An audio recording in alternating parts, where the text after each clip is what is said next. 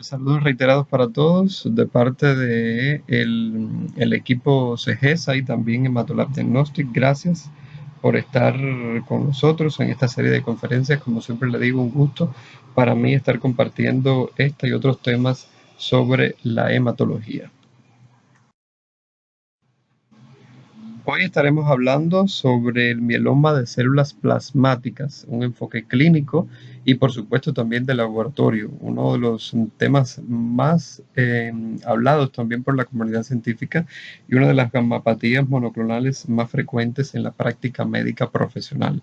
Hoy vamos a estar hablando sobre cómo diagnosticar y también sobre algunos aspectos clínicos y específicamente de laboratorio sobre esta entidad que ya se está haciendo más frecuente de lo que generalmente era anteriormente.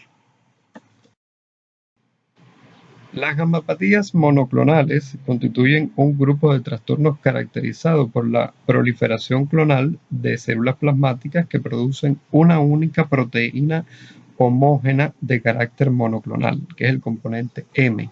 Por eso se llama mieloma múltiple. La estructura y la función de las distintas IG, o sea, de los anticuerpos, se tratan ampliamente en esta presentación que vamos a estar compartiendo con ustedes, y es que todas estas enfermedades forman parte de las gamapatías monoclonales y el mieloma múltiple, también es conocido como mielomatosis o enfermedad de Kahler, es el prototipo de gamapatía monoclonal maligna. Es la segunda causa o la segunda neoplasia hematológica más frecuente y se caracteriza por la expansión aberrante de células plasmáticas monoclonales, en la mayoría de los casos con la producción de una única proteína monoclonal o evidencia de daño orgánico manifestado por el aumento del calcio, o sea, la hipercalcemia, insuficiencia renal, anemia o lesiones óseas. Ahora bien, dentro del término de las gamapatías monoclonales, se engloban las denominadas gamapatías monoclonales de significado incierto, que representan más de 2/3 del total de estas enfermedades y que en el momento del diagnóstico pues no se asocian con una proliferación maligna. El resto de los casos, la presencia del componente M traduce la existencia de una neoplasia linfoide B, o sea, las que son de causa maligna, de las que más frecuente es, por supuesto, el que vamos a hablar hoy, que es el mieloma múltiple. El mieloma es una enfermedad que se diagnostica cada vez con más frecuencia, y es que esta enfermedad, como les decía, es la causa o la segunda causa o neoplasia hematológica más frecuente. El riesgo de padecer mieloma múltiple es 3.7 veces mayor para los individuos con un familiar de primer grado que haya sufrido esta enfermedad, y además es una enfermedad que suele ser precedida de una condición premaligna denominada gammapatía monoclonal de importancia o de significado incierto. En inglés, monoclonal gammopathy of undetermined significance. Esta misma enfermedad pues es lo más característico para lo que se denomina mieloma múltiple indolente, que más adelante vamos a estar hablando de esta enfermedad. En la etiopatogenia de esta enfermedad es bien característico recordar que la causa no está bien clara ni bien dilucidada, pues puede estar implicada la exposición o la radiación incluso a productos como el benceno y otros disolventes orgánicos herbicidas que aún continúan en estudio. La patogenia de esta enfermedad parte primeramente del concepto básico de que una célula plasmática produce un solo tipo de inmunoglobulina. En esta enfermedad se produce una hiperproducción de un solo clon celular, como ven en la imagen, que en este caso es el que predomina el componente M, o sea, la producción de IgM. En este caso, por eso es que se denomina, o sea, el componente M del mieloma. Esta enfermedad maligna, o sea, de respuesta clonal, de células B, en las cuales las más maduras son las células B que también están afectadas, se unen a través del estroma de la médula por moléculas de adhesión, en este caso participando también interleucina C, citocinas y otras sustancias inflamatorias que afectan principalmente a la médula. El mieloma se produce debido a los cambios genéticos que tienen lugar, o sea, durante la producción o diferenciación terminal de los linfocitos B en las células plasmáticas, y en casi la mitad de todos los casos, fíjense, en casi la mitad de todos los casos, se coloca la traslocación cromosómica de un oncogen en el gen de la cadena pesada de la inmunoglobulina en el cromosoma 14. Esto da como resultado la sobreexposición del oncogen y la desregulación de la proliferación celular. Este desequilibrio es el que se produce en la remodelación de todas las señalizaciones mediadas por la citosina, también por las moléculas de adhesión, y esto es lo que se produce más bien en el mieloma múltiple. Ahora bien, la hipercalcemia, ¿por qué es que se produce? Bueno, es producto de la osteolisis en oposición de esta enfermedad, y el daño renal por su parte aparece por las cadenas livianas que se fragmentan en los glomérulos y se reabsorben en los túbulos proximales. Esto, por supuesto, causa una inflamación característica en el glomérulo y también da el traste con una insuficiencia renal característica en estos pacientes, causando una obstrucción tubular e inflamación túbulo-intersticial y, a consecuencia, el daño renal agudo. La nefropatía con cilindros es responsable del 90% de esos cuadros de insuficiencia renal y también estos pacientes llegan incluso a un estado de deshidratación, hipercalcemia, la hiperviscosidad y también algunos fármacos nefrotóxicos que utilizan, incluso como los AINES, antiinflamatorios no esteroideos, causan el daño renal crónico, incluso agudizado, de este tipo de pacientes. Una vez conociendo cómo se produce esta enfermedad, pues le voy a abarcar algunas de las formas clínicas más características. Fíjense, hay muchas más, pero solamente le abarco algunas de las más características. Y es aquellas que cursan, por ejemplo, con hipercalcemia, es aquellos pacientes que fortuitamente se le hace un ionograma gasometría y se encuentra el aumento del calcio, la dosificación de calcio en sangre, y se sospecha, por supuesto, de una gammapatía monoclonal. ¿En qué paciente se puede sospechar también la aparición de un mieloma de células plasmáticas? Bueno, predomina fundamentalmente en el hombre, en edades de 55 o más edad, pero a partir de los 55 años, y es en aquel paciente que también se queja de dolores lumbar crónicos, es esa lumbalgia crónica con anemia, también con trastornos renales y que puede cursar también con hipercalcemia. Otra de las formas clínicas características es el plasmocitoma óseo solitario. Solamente se caracteriza por dolor en esa articulación o dolor en ese lugar donde duele solamente, y cuando fortuitamente le hacen un rayo X o un survey óseo, aparecen lesiones osteolíticas y, por supuesto, diagnosticamos este mieloma.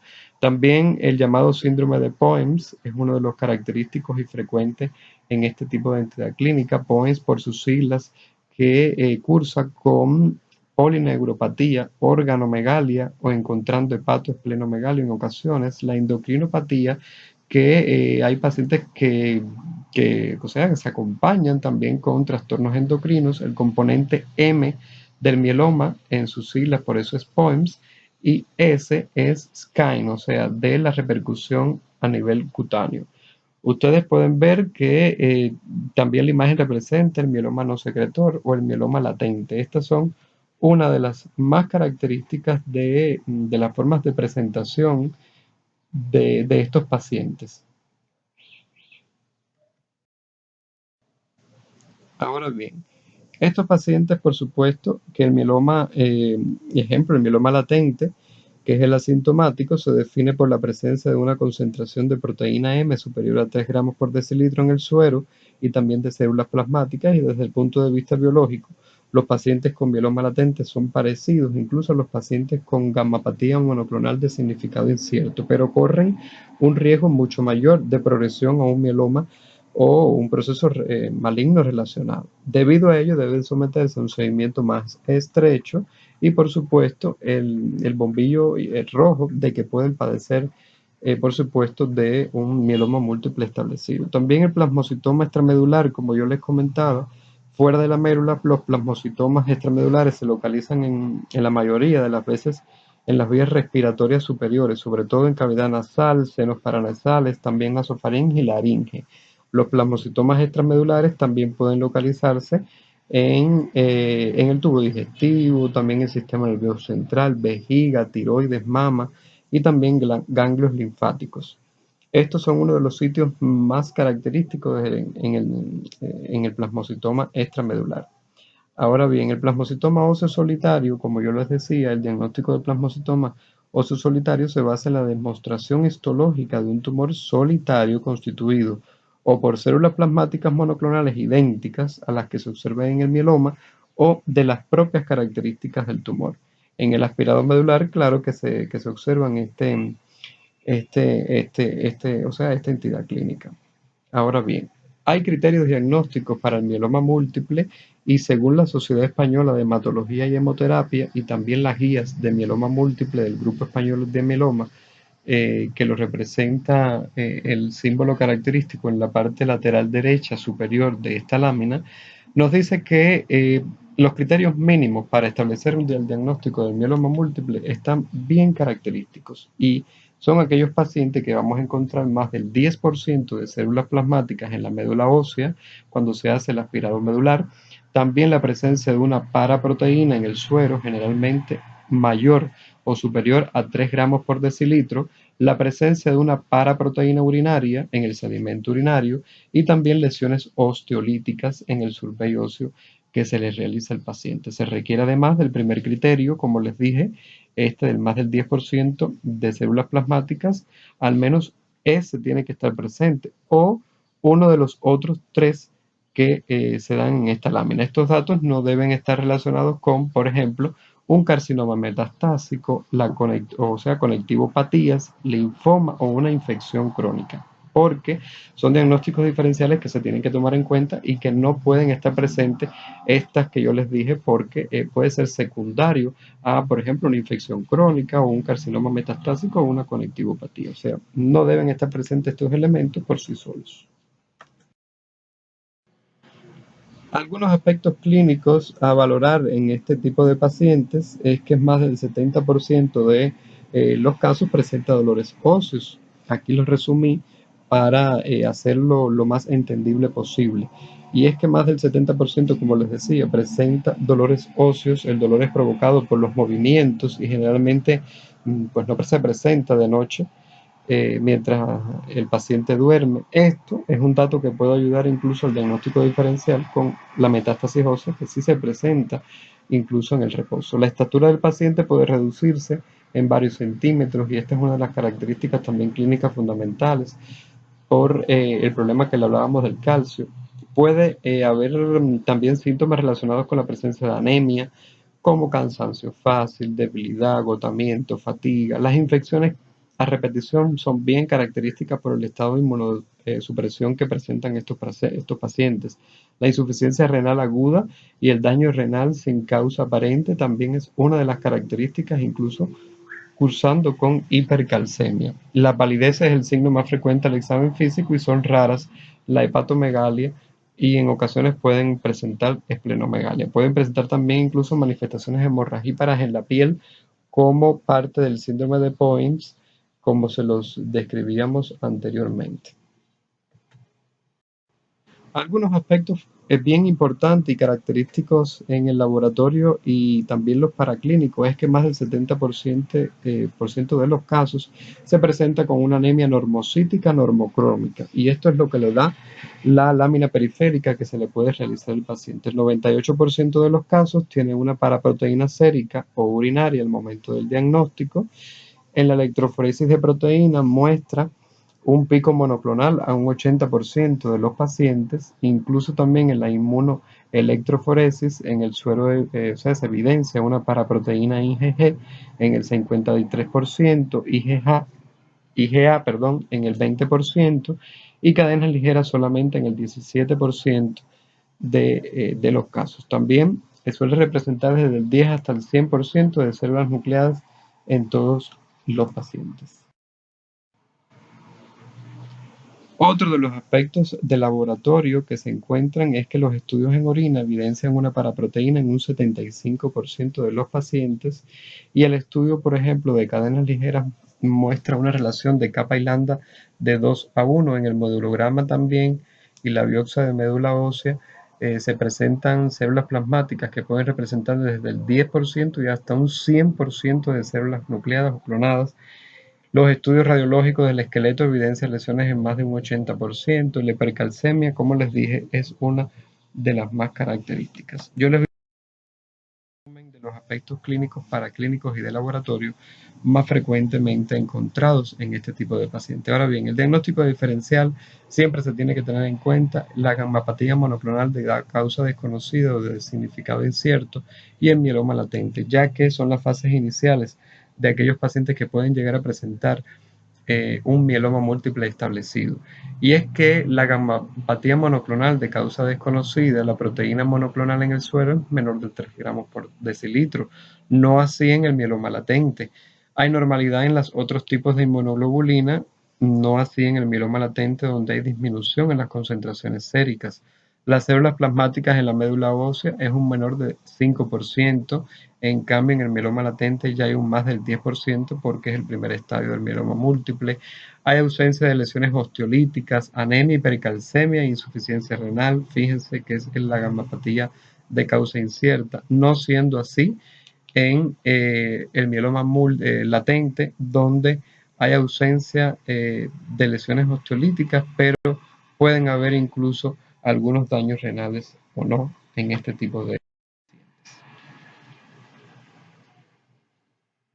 Ya una vez conocido cómo se presenta clínicamente, pues podemos arribar al diagnóstico según el estudio de laboratorio y también la imagenología. El estudio de imagen es muy importante en el diagnóstico de este tipo de pacientes, ya que el survey óseo que se realiza vamos a encontrar imágenes osteolíticas eh, que simbolizan la gravedad que puede tener este paciente en el cráneo, como la imagen que ven a continuación en sacabocados, es la imagen ósea lítica más característica en este tipo de pacientes, donde podemos encontrar lesiones líticas en cráneo, columna, pelvis y también en el área de dolor, como por ejemplo en aquel plasmocitoma óseo solitario, por ejemplo, que le duele el hombro y es ese paciente que le hacen una radiografía de hombro y vamos a encontrar lesiones líticas únicas que representa el tumor óseo. Ultrasonido de abdomen buscando repercusión en órganos diana y también en los estudios de laboratorio vamos a encontrar los estudios hematológicos como por ejemplo la biometría hemática, el hemograma donde vamos a encontrar leucocitosis, incluso puede haber reacciones leucemoides o no, pero la anemia es lo más característico en este caso, una eritrosedimentación acelerada. El medulograma y la biopsia de médula ósea es bien característico, vamos a encontrar un mayor del 10% de células plasmáticas en este tipo de pacientes y por supuesto el coagulograma con la función plaquetaria es característico por los trastornos hemorragíparos que hay en piel, pueden haber también una trombocitosis en este tipo de pacientes si es desencadenado incluso el cuadro agudo por una infección aguda. En la química sanguínea vamos a encontrar también algunos trastornos en el metabolismo de los lípidos o no, estudios serológicos como serología, también algunos otros como de característica general, como el VIH y demás, buscando también otras de las causas. La inmunoelectroforesis y cadenas ligeras en suero también es característica. La cuantificación de inmunoglobulinas no puede faltar en el diagnóstico por laboratorio en este tipo de pacientes. Y la beta 2 microglobulina es muy importante ya que te da el estadio, la estratificación de riesgo, si es un riesgo alto, bajo o mediano o intermedio riesgo de padecer de mieloma múltiple. Casi siempre cuando está elevado, por supuesto, se asocia a un riesgo elevado y mortal de muerte por esta enfermedad. La proteína de 24 horas también es bien característico ya que hay un daño glomerular, por supuesto, una insuficiencia renal secundaria y se eliminan las proteínas y hay una proteinuria selectiva en este caso y se puede diagnosticar esta enfermedad mediante el sedimento urinario. La cituria también es una prueba diagnóstica y otros estudios como por ejemplo la prueba de Coombs, el grupo sanguíneo, proteína C reactiva, incluso también algunos como las que no puedo dejar de mencionar, que es el estudio de laboratorio fundamental. Como pueden ver, es la electroforesis de proteína donde vamos a encontrar esta imagen que estamos viendo a continuación. Yo les pongo el estudio normal, un incremento policlonal y una IgG lambda monoclonal elevado para que vean cómo es que aparece el componente M del mieloma. En la parte izquierda ustedes van a ver que en esta electroforesis están dispuestas las proteínas según gamma, alfa, también las características del plasma, y en el primero está, o sea, normal. En el segundo hay un incremento policlonal, como pueden ver, y en el tercer ejemplo hay una IgG lambda monoclonal elevada, y por supuesto, este es el llamado mieloma de células plasmáticas. Usted no puede olvidar que este es uno de los estudios fundamentales y en esto, por supuesto, el laboratorio tiene un papel fundamental para el diagnóstico de todo mieloma de células plasmáticas, incluso en sus estadios iniciales que pueden confundir con un mieloma latente o un mieloma de significado incierto. Ustedes recuerden que este es uno de los estudios más frecuentes, o sea, más importantes para el diagnóstico de un mieloma de células plasmáticas, ya que no puede faltar en el diagnóstico. Claro que el medulograma con una inmunohistoquímica de referencia, la citometría de flujo y citogenética son características de un aspirado medular, como pueden ver en esta lámina. El aspirado medular, que por supuesto te va a informar el de laboratorio, el laboratorista que hace el medulograma, que tiene una infiltración en la médula mayor de un 10% de células plasmáticas. Aquí, por supuesto, ya tenemos el diagnóstico certero de mieloma de células plasmáticas, que es el tema que nos ubica hoy. Claro que estos pacientes generalmente cuando ya se diagnostican así es porque están en una etapa avanzada y por lo tanto su conducta también depende de ello. En cuanto al tratamiento, de forma general, el mieloma de células plasmáticas es característico, el mieloma establecido, que se trate con quimioterapia convencional, con vincristina, también adriamicina, esquema melalfalán y también prednisona, por supuesto los esteroides que se utilizan siempre. Otros como por ejemplo la ciclofosfamida, el bortezomib, la talidomida, todas estas son medicamentos utilizados para el tratamiento del mieloma múltiple o mieloma de células plasmáticas. También se utiliza la radioterapia, por supuesto el tratamiento de la anemia con algunos de los componentes que también tenemos, componentes de hierro, o sea, de déficit de hierro, aunque generalmente la anemia es normocítica normocrómica, pero si se asocia pueden utilizar sales de hierro o también la transfusión con glóbulos rojos en todo caso cuando hay un consumo excesivo de sangre. Tratamiento de la hipercalcemia, que por supuesto es bien importante.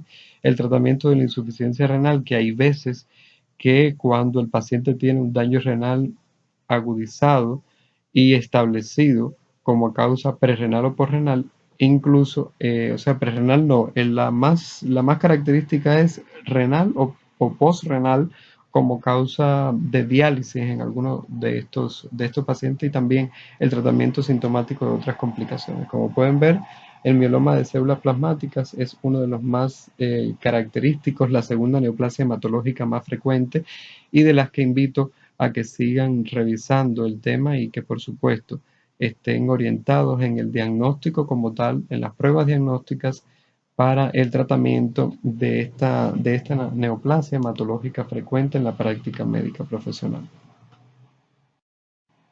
Quería despedirme de ustedes con esta frase invitándolos a que continuemos investigando, diagnosticando y también aprendiendo, porque hacer ciencia es el camino correcto de todo profesional. Usted recuerde, como dice el eslogan de CEGESA, de nuestro grupo de Centro Global de Educación en Salud, el conocimiento nos hace responsables. Gracias por la atención prestada y espero que les haya orientado, por lo menos en el diagnóstico manejo del enfoque del mieloma de células plasmáticas. Gracias por la atención, como les dije, y los espero en otro de nuestros encuentros.